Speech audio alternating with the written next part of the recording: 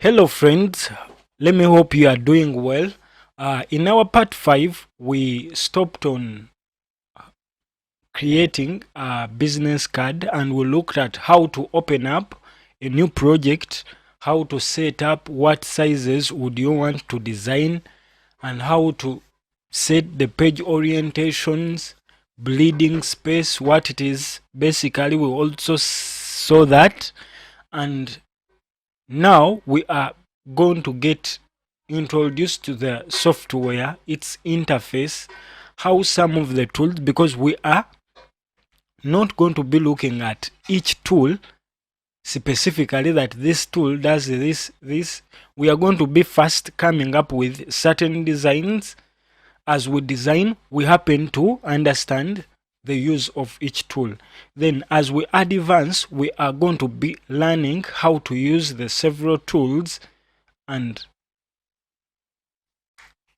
in practice, so we are designing a business card, we are going to be using different tools, different effects, then different fonts.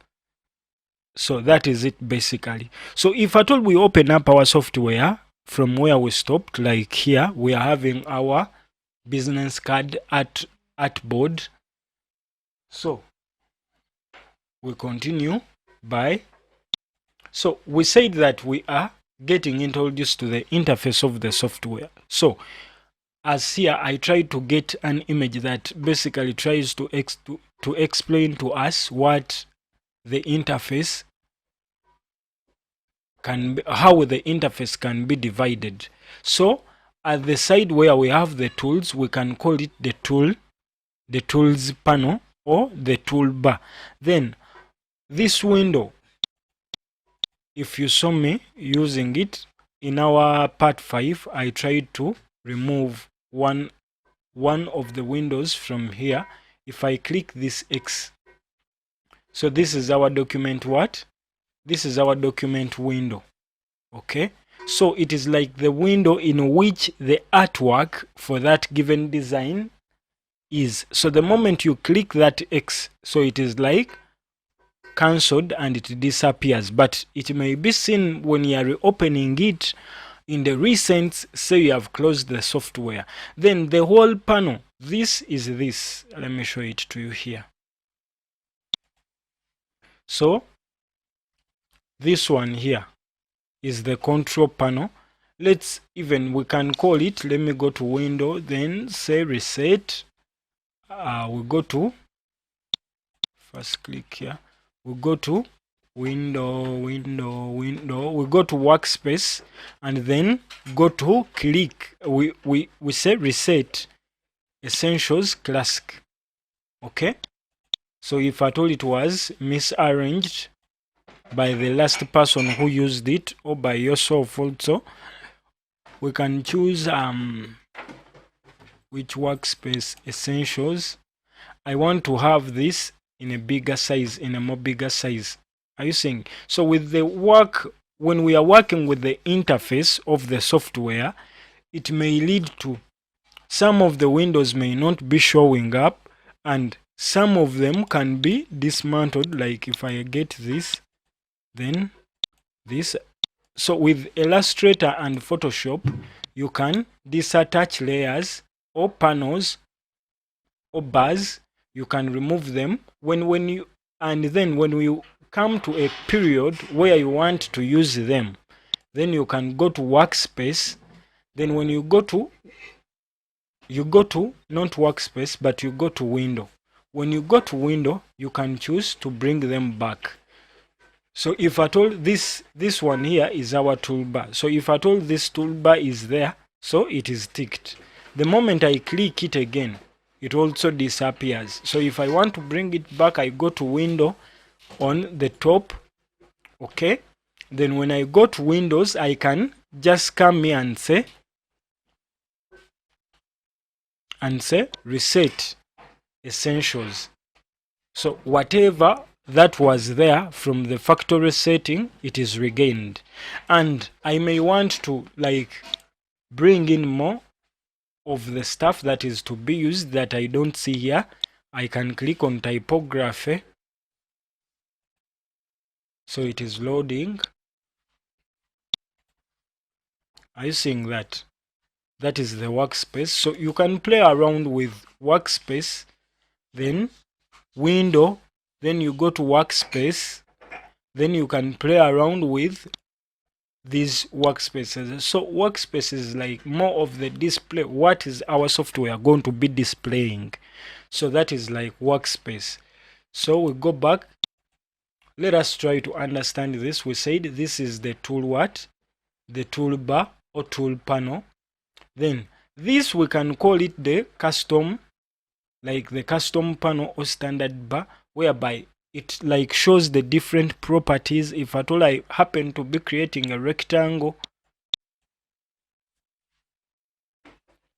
are you seeing?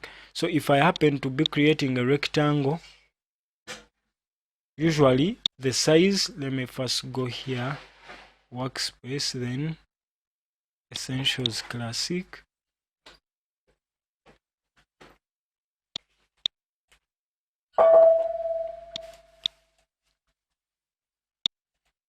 So we can call it the control what? The control panel. It involves some of the sizes, colors.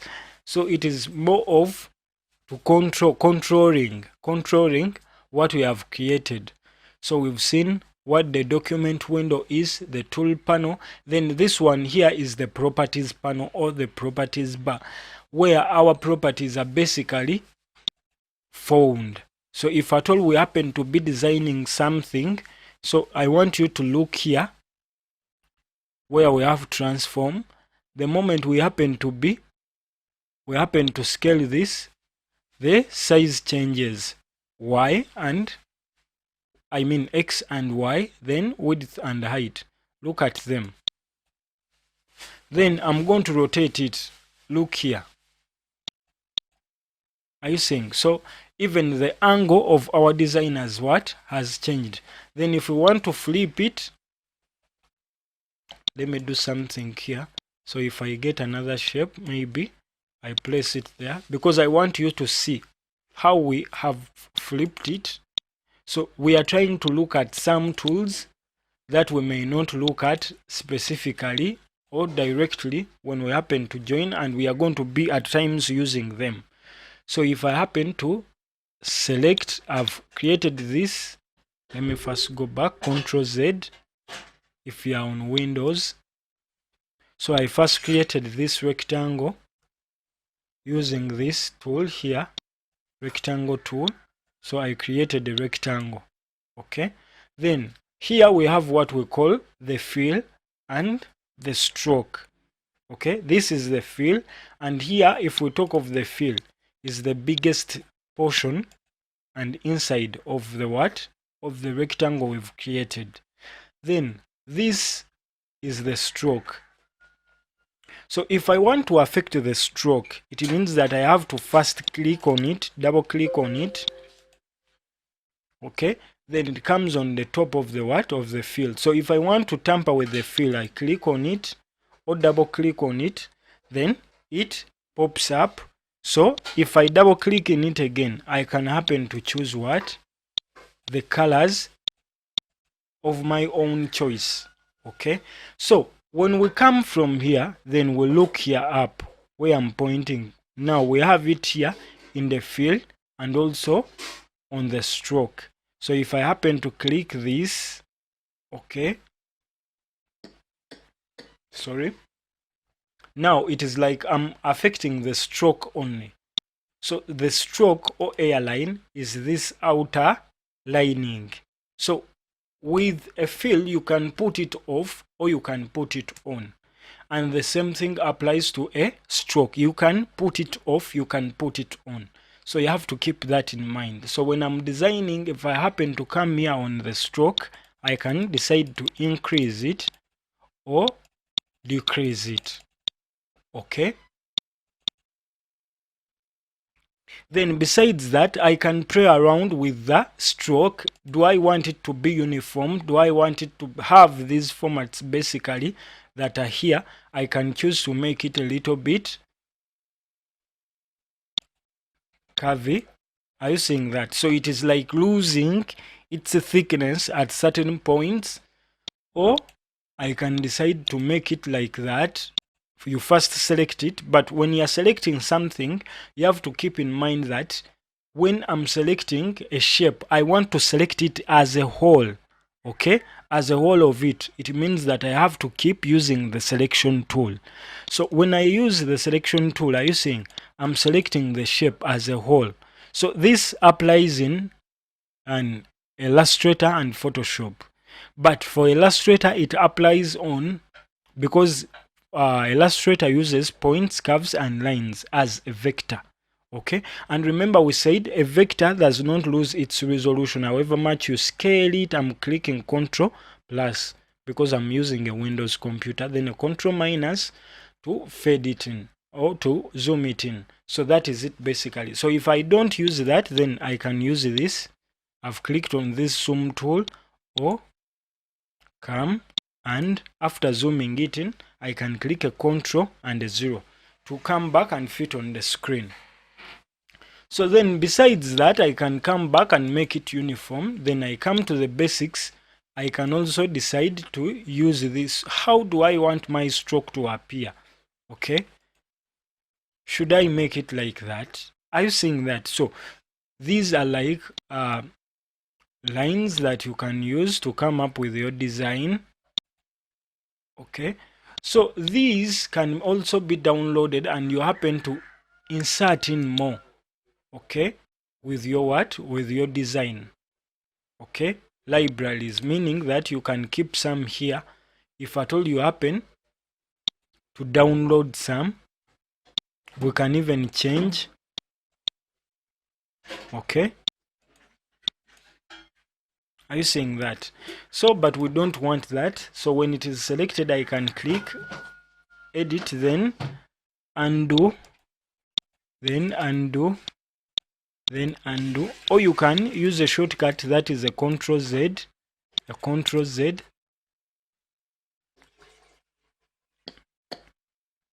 So that is it. Then we select it and take it back to uniform. So this is our shape that we have created. So if I happen to go back and get this rectangle tool again, so with these tools, if you happen, because we cancel this, most of you are new here. So let me show you something with the tools. Are you seeing this tool, the selection tool? Okay, so with this selection tool, it has no any arrow at the side as this one. Okay, this one has an arrow. So what makes this different is, so when you don't see any arrow down below this tool, it means basically that tool stands as it is one, and it is that tool there and then. The moment you click there, that is the only tool you should expect from that icon. But if we come to this icon here, that is the direct selection tool.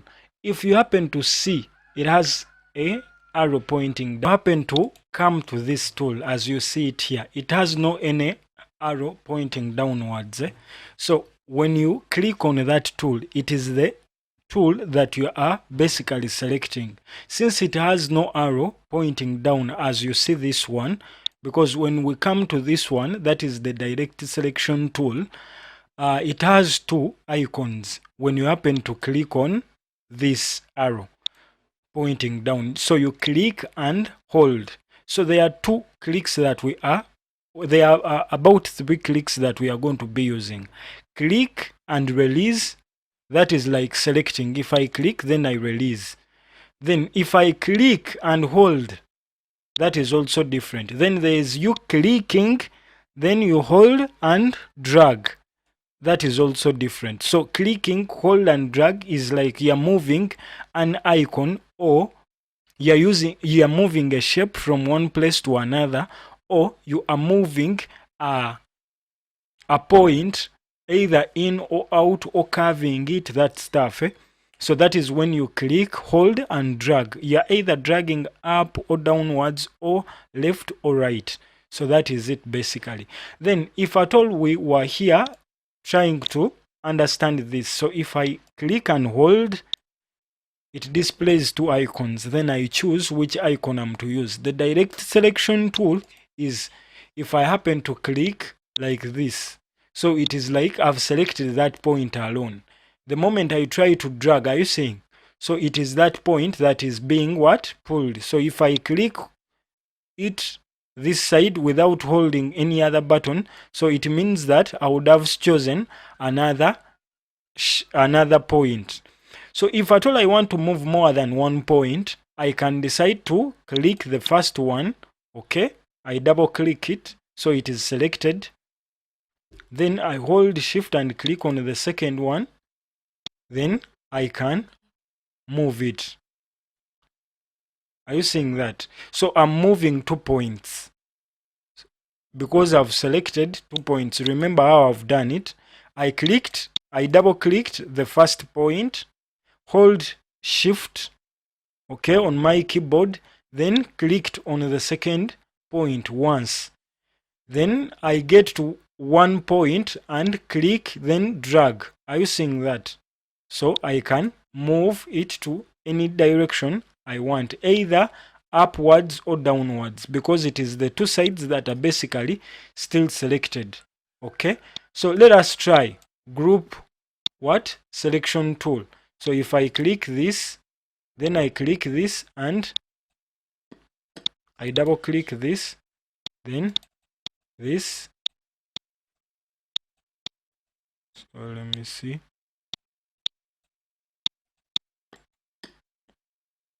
So I'm going to be showing you, yes, plus group selection tool. So this is used to group points, but I'm going to be showing you when to use it when we get to that step. So we are basically, for the start, we are basically be using the selection tool, then the direct selection tool, and we come to the shapes where we have a rectangle, we have a round rectangle. Let me be showing you this. We have this rectangle, then we have a rounded rectangle, then we have a circle. Are you seeing that? So a circle can also be called an ellipse. Then we have a polygon this way. So with the polygon, as it has been shown there, so we can play around with its angles. We shall be also seeing that we can increase its angles. Then we come to a star. Are you seeing that? Then to the flare.